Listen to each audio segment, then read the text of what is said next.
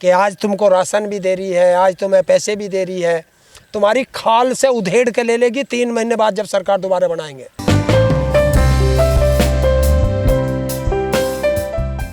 देखिए, ये चुनाव के टाइम पे इस तरह का शिलान्यास को जनता नहीं मानती। क्यों मानेगी? 5 साल तुमने कुछ नहीं किया, और जब चुनाव आए अब जो है सिर्फ जनता को फिर लुभाने के लिए आप जो है फिर शिलान्यास पे शिलान्यास कर रहे। शिलान्यास होगा, बाद में कुछ होगा नहीं। तो जनता काम देखती है। जो तुमने वादे पहले किए थे उन वादों को लेके आओ, वे कहाँ हैं? तुमने कहा था 70,000 रोजगार देंगे, 70 लाख रोजगार देंगे यूपी में, कहाँ है वे रोजगार? तुमने कहा था बहुत हुआ बेटियों पर अत्याचार, वो तो अब उससे ज़्यादा हो रहा है।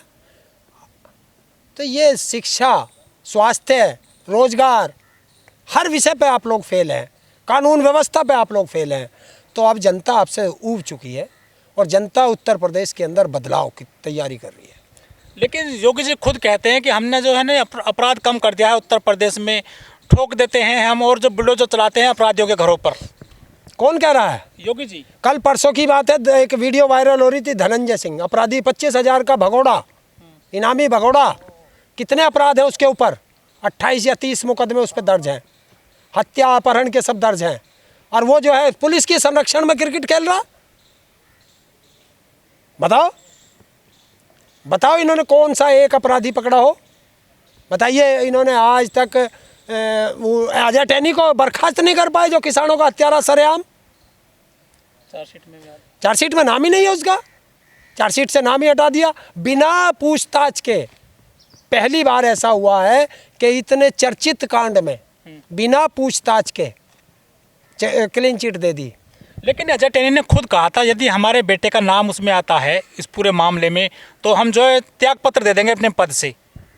वो नहीं देगा, क्योंकि उसको संरक्षण है भारत के प्रधानमंत्री का, भारत के गृह मंत्री का, और स्वयं गृह राज्य मंत्री है।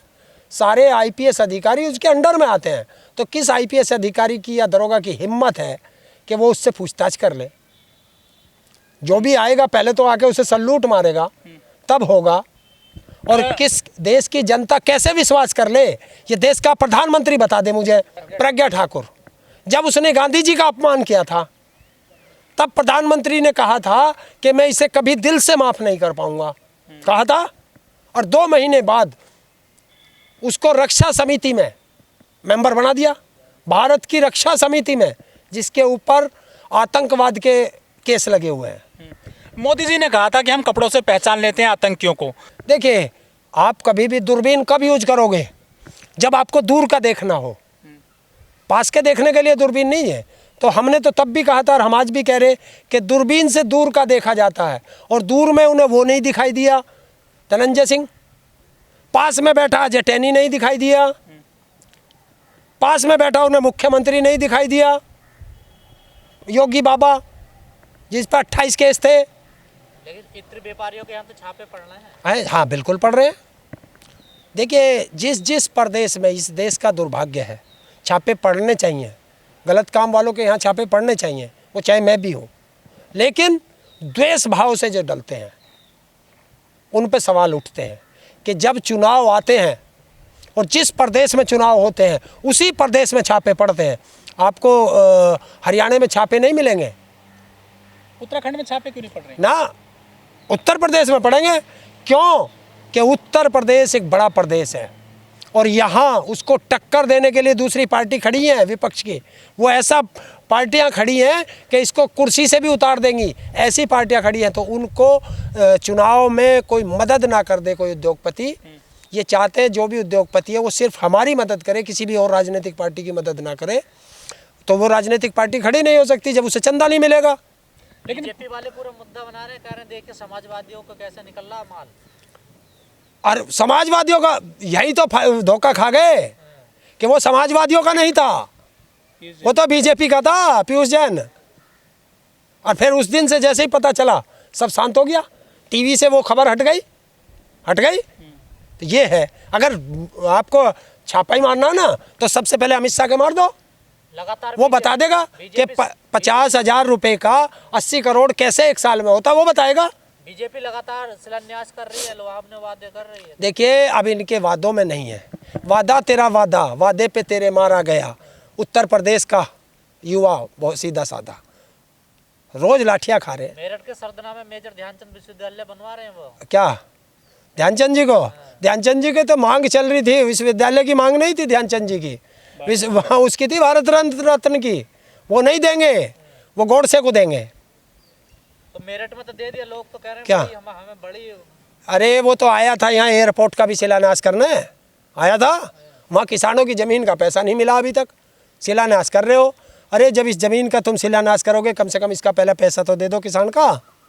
ये कुछ वीडियो वायरल हो रही है कि मोदी जी भाषण दे रहे हैं, कुर्सियां खाली हैं, बीजेपी तमाम नेता। ये पुरानी वीडियो है या सच में कुर्सियां खाली रह रही हैं? देखिए, इसको सब चीज़ आप देख सकते हैं क्योंकि आप पत्रकार हैं, आपकी नज़रों में ज़्यादा आएगा। हम लोग तो वहाँ नहीं जाते, लेकिन सच है जनता इनका इनसे मोह भंग हो चुका है।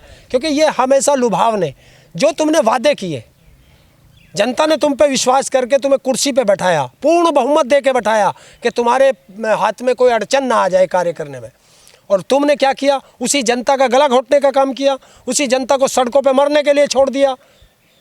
तो जनता तुमसे कैसे विश्वास? सरकारी तंत्र का इस्तेमाल हो रहा बीजेपी चुनाव का। पूरा कन्फर्म है, सबूत के साथ है कि आप देखो हर रैली के अंदर उत्तर प्रदेश रोडवेज की सारी बसें लगाई जाती हैं। आप देखो जितने भी ग्राम प्रधान हैं सबको फ़ोन आते हैं कि जो बच्चे पढ़ने वाले, स्कूल बंद हैं, उनको रैली में बुलाओ बच्चों को। जितनी आंगनवाड़ी है, महिला कार्यकर्ता हैं, और जो शिक्षक हैं, जो सरकारी कर्मचारी हैं, या तो रैली में आ जाओ, वरना तुम्हारा एक दिन का वेतन भी काट देंगे। ये क्या है?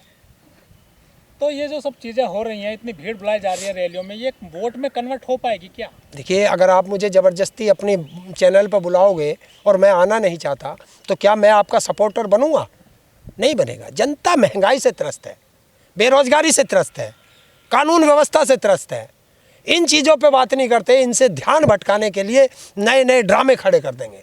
लेकिन सर, जो बीजेपी सरकार है, जो योगी सरकार है, मोदी सरकार है, वो गरीबों को राशन दे रहे हैं, किसानों को जो है वो उनका जो पैसा भी डाल रहे हैं अकाउंट में, प्रधानमंत्री किसान सम्मान निधि, गरीबों को भी पैसा दे रहे हैं, श्रमिकों को पैसा दे रहे हैं, अनाज फ्री दे रहे हैं, नमक दे रहे हैं, तेल दे रहे हैं। रुको रुको रुको रुको, नमक आ रहा हाँ है? वो नमक को जरा खोल के देख लो, उसकी वीडियो भी आ रही है, लोग रोज अखबारों में भी छप रहा है। वो नमक तो जहर दे रहे हैं, जैसा वो अखबारों में लिख के आ रहा है कि उस नमक में वो बालू रेत है, वो घुल नहीं पा रहा। क्या ये दोगे? मतलब जनता को जहर बांट रहे हो, उसे बीमारी की तरफ ले जा रहे हो। हमें ना नमक चाहिए ना कुछ चाहिए, हमें शिक्षा चाहिए, स्वास्थ्य चाहिए, रोजगार चाहिए। अगर मेरा बेटा या आपका बेटा पढ़ा लिखा होगा और रोजगार मिल जाएगा तो वो सब चीज़ अवेलेबल करा लेगा। और जो सरकार आज बांट रही है ना, कि आज तुमको राशन भी दे रही है, आज तुम्हें पैसे भी दे रही है, तुम्हारी खाल से उधेड़ के ले लेगी 3 महीने बाद जब सरकार दोबारा बनाएंगे।